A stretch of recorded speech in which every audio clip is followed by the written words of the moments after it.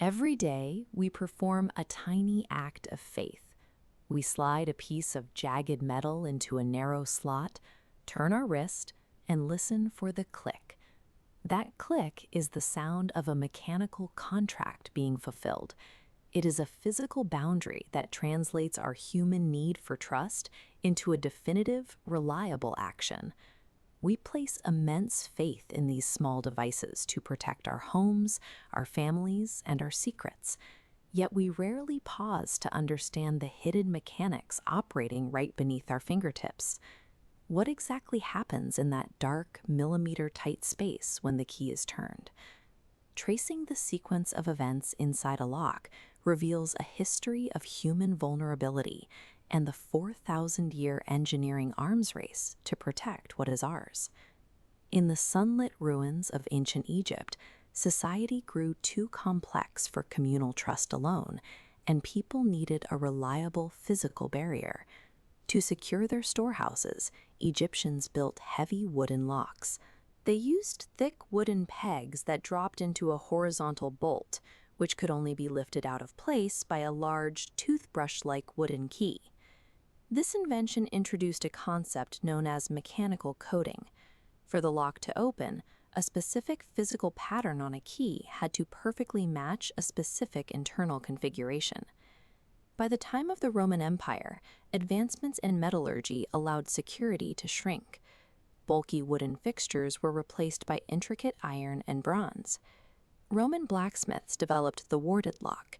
Inside the mechanism, they placed fixed metal obstacles called wards. To turn the lock, a key had to be forged into a complex maze-like shape capable of navigating past those stationary barriers. Affluent Romans wore these miniature keys as rings. It was a public display of wealth, signaling to everyone that they had valuables worth protecting. But the warded system had a fatal flaw.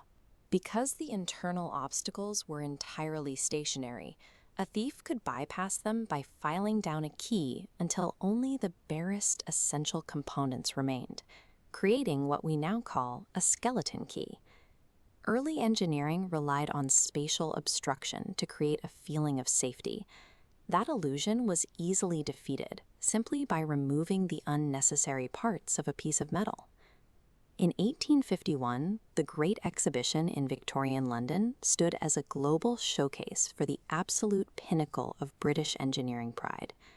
The centerpiece was the Joseph Bramah Challenge Lock. It sat in a London window for 67 years, widely believed to be completely unpickable. The hardware bore a painted inscription offering a 200 guinea reward to anyone who successfully opened it.